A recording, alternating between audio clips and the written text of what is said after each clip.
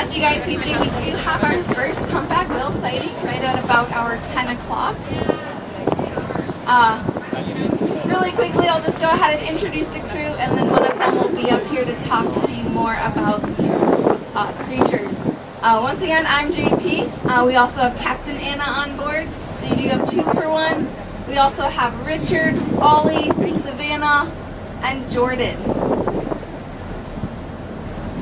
And as you guys can see, we are searching for those Hawaiian humpback whales, or I should say North Pacific humpback whales, right at about our 10 o'clock. A couple more things to note really quick. We do have 3 heads on board. These are marine toilets. I'm sorry, we have 2. They're located downstairs on the main deck on the left side or port side of the vessel. Please keep in mind these heads are not like your toilets at home. And what I mean by that is no toilet paper is allowed in that toilet.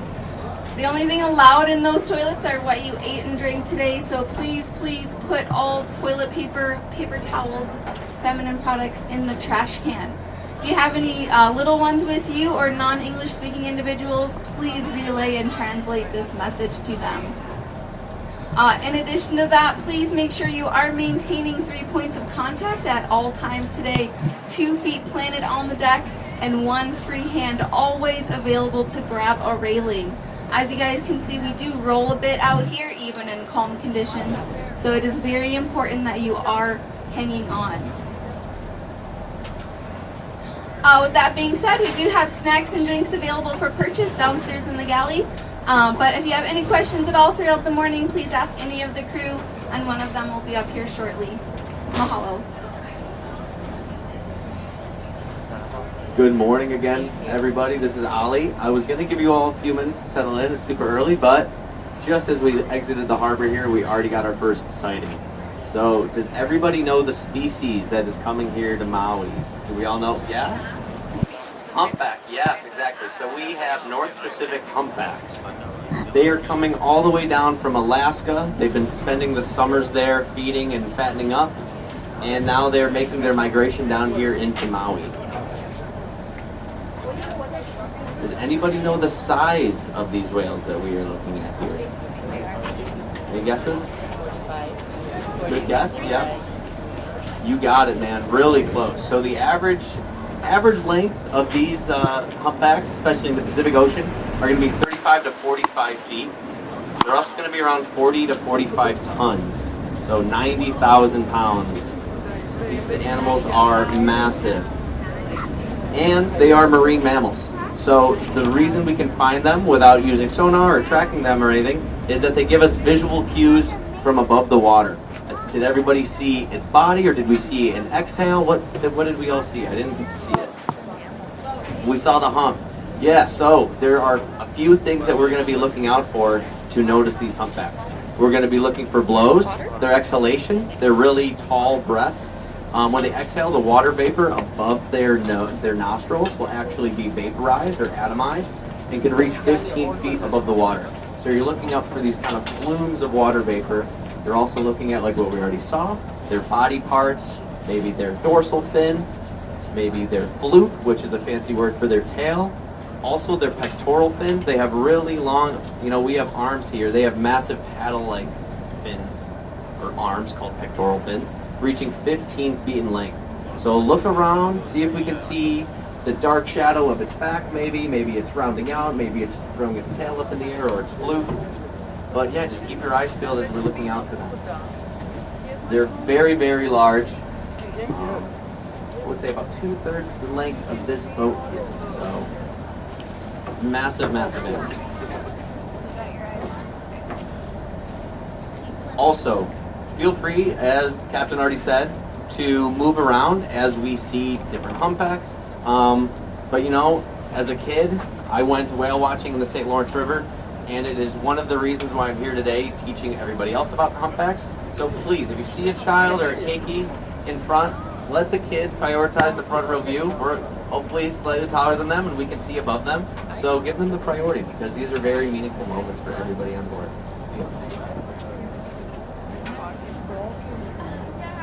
Yeah, Yeah, man.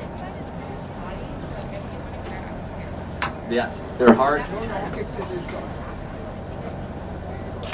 Yeah, their heart is very, very large. Some whales, like the blue whale, their hearts are the size of smart cars. So yes, the humpback has a massive heart, a massive tongue. All their organs, they are mammals, so they have very similar structures that we do, but they're obviously all enlarged to kind of withstand moving their blood 50 feet, right, instead of 5 to 6 feet in humans. So,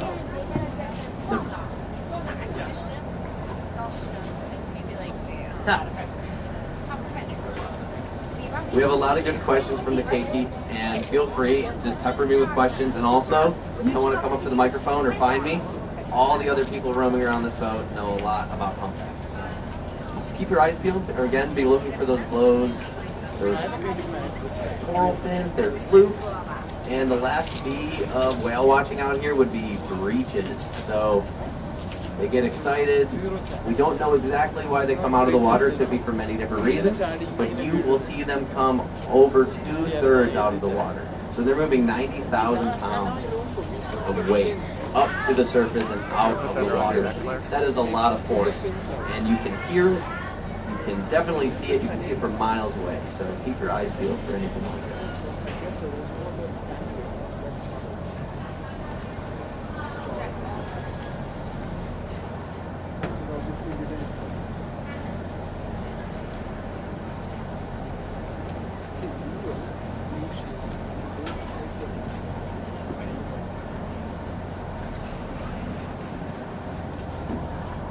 Yeah, we still.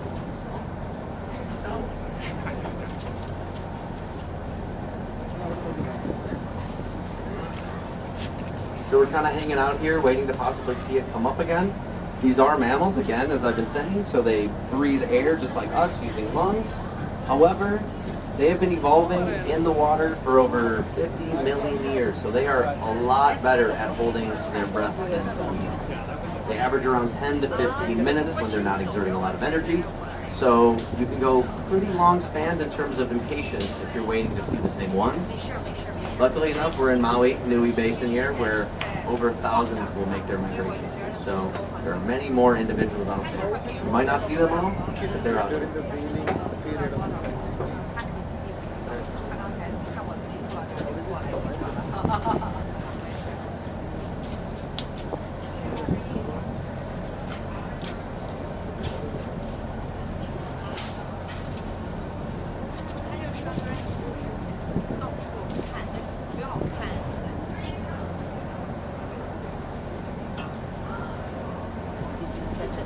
No, I think.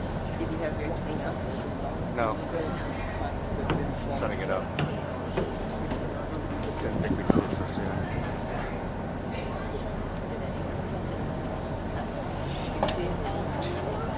Like a dark shadow. Somewhere up there. It was on this. Yeah, it was 10 o'clock. So Oh, 10 o'clock? I was looking around here.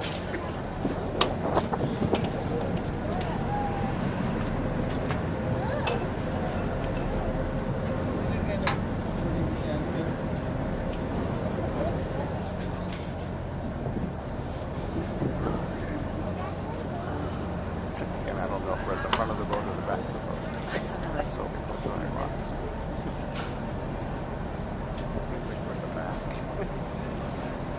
10 o'clock would have been on the other side of us. Huh? You know, 10 o'clock, if we're at the back of the boat. Oh, are we in the back? Huh? No, I don't know. I thought we were in the front. But they said we were in the back. no. So maybe we're in the back. So 10 o'clock would have been So there. that way. But she saw it. Right? So,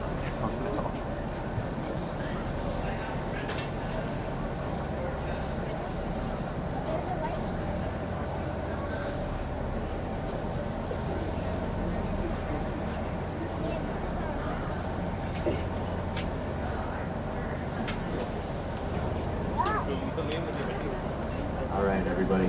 So as we also wait around here, I wanted to kind of talk about why we're seeing them in this beautiful basin here that we're in.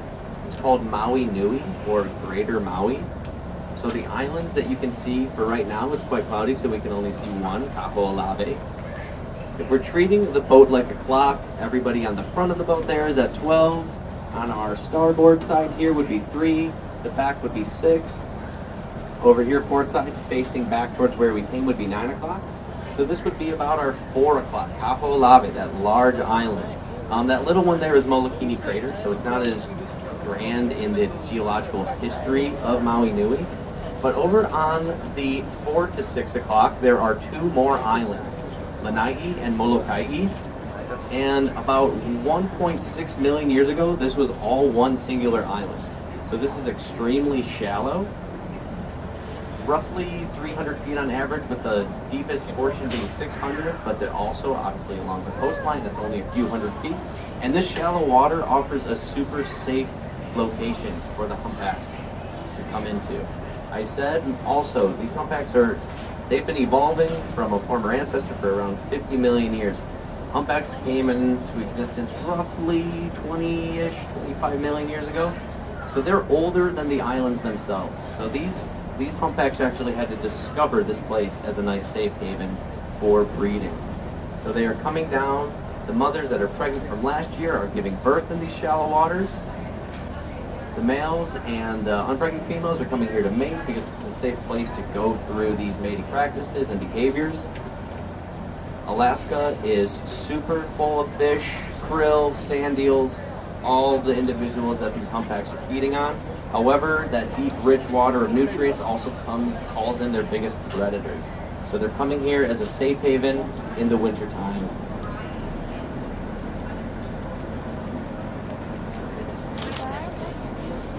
We got some good information from that. Yeah, how was that? Very timely. Huh? Very timely. Yes. Does anybody know the predator of these humpbacks? Predator, anybody? Does anybody want to take a guess? So a lot of the time, especially in Hawaii here, since we do have some larger pelagic sharks, people might think it would be great whites or tiger sharks. But in fact, these individuals are much smaller than even the calves that are born. So their main predator, really their only predator, would be orcas. And those orcas prefer deep, colder water. So again, this basin is just super, super protected for these large animals to hang out. You know, I was also talking about their length, right? They can reach 45, the largest individuals almost to 50 feet. If this area is only 300 feet, that's like living in the ocean that is only about the size of, a 2-story building that you're living on. So it's quite remarkable how shallow and how it, nose, tail, very quite shallow water to the side of the tail.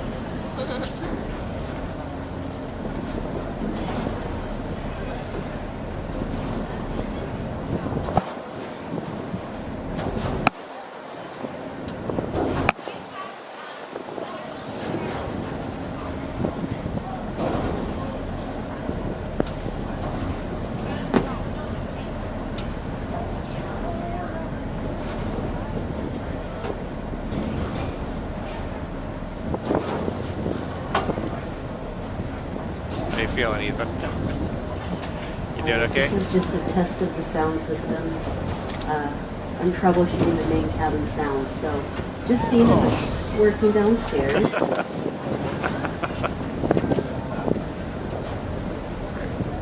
Look far into the horizon if you're not feeling well, okay?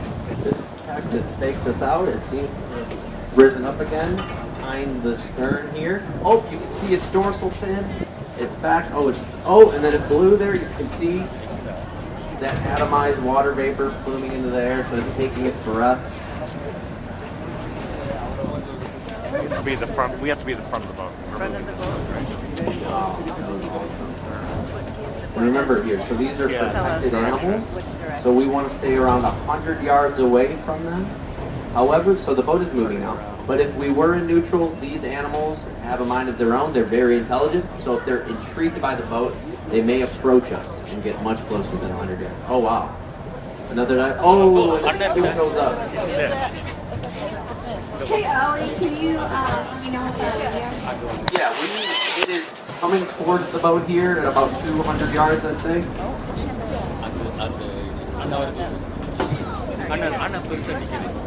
We're turning everybody, so now this would be our 9 o'clock is now going to be pointing towards the individual that Luke up died.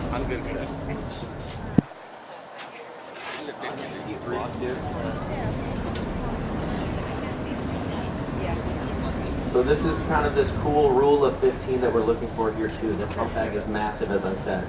So the blows into the air to reach 15 feet high. The fluke, you saw those two sharp pointed tips. That wavy, that wide tail helps it drive itself through the water. That tip to tip can also be 15 feet. And its pectoral fins are also 15 feet. So a very easy number to remember all these cool facts about these humpbacks.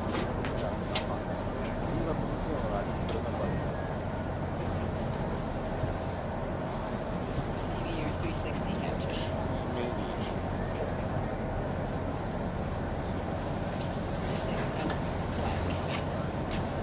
It gets dark water.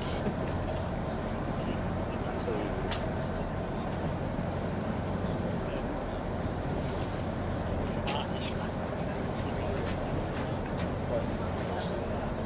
no, I'm okay.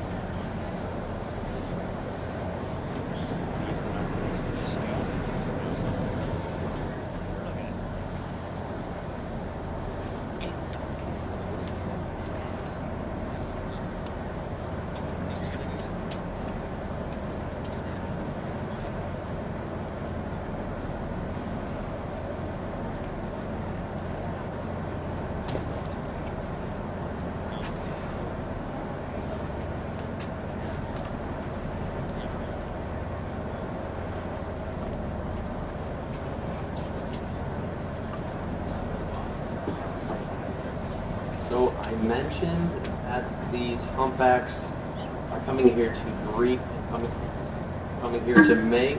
No, some speaker issues here. So when they're up in Alaska throughout the summertime, they are feeding and feeding and feeding on all these different species, gaining a lot of weight. They spend a long time migrating down here too, and when they're here giving birth, when they're here breeding, they are not eating at all. So they can go months and months without consuming any form of food. And yeah, man? So they eat all kinds of small fish. They will eat large krill or mysid shrimp. They'll also eat sand eels. So it's interesting too. Have you all swam in the ocean yet? Have you all tasted that water when you're snorkeling? Yeah, so seawater is extremely salty. Mammals have a really, really hard time dealing with it. That's why if we stay in the water too long, right, we start getting pruny and we start losing our water. So marine mammals do not drink seawater. It is 35 parts per thousand, right? That means 3.5% of all the water we are seeing is pure sodium chloride. That is a lot of salt to consume. So they're also not drinking their entire time down here. Because all of the water they consume, all the water they drink, is actually harvested from the fish and the krill and the eels that they're consuming. So these animals are extremely good at storing this in their fat, in their blubber. Humpback's blubber can get to as thick as around 8 to 10 inches around their exterior. I don't know if anybody's also been to Alaska, but it is a lot colder than Hawaii as well. So it not only works as an amazing calorie storage, it works for thermal regulation and staying warm in the cold water.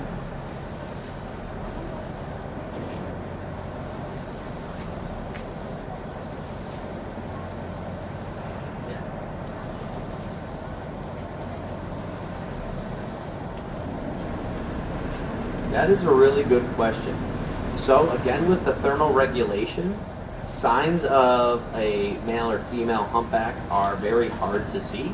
You would need to see the ventral side, the bottom of them, and it is all kind of like slits and pores. So we don't really get to see any indicating features really. The females are usually a little bit heavier and a little bit longer, kind of 3 to 5 feet longer than the males. And that's because rearing a baby that is the size of a Tacoma pickup truck is very difficult, and you need a lot of storage. So these females, when they're coming down here, remember they're not eating or drinking.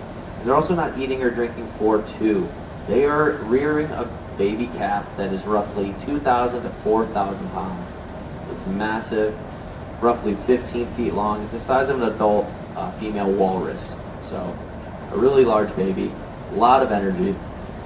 And they're also, rearing their baby here. Again, I mentioned we're in Maui Nui Basin. It's shallow, it's safe. So they'll go super far inshore. You can see them right from the water's edge sometimes with the newborn calf. And at that point, they are then providing it milk, right? So they're mammals and they need milk to grow as juveniles, just like us. And they can consume roughly 15 gallons a day. And they can be gaining over 100 pounds a day. Humpbacks, when they're feeding up in Alaska, there's also many individuals all over the world. There are 14 distinct populations in the Atlantic, in the North Pacific, in the South Pacific, in the Indian Ocean. They all inhibit the same ideas, right? They're making their way down to these cold waters, maybe in the Antarctic, maybe in Russia, Alaska, could be Greenland, down the way to north of Maine. They're eating there, and then they're making their pilgrimage down into these warm, shallow waters to have their babies. Also, again, a lot of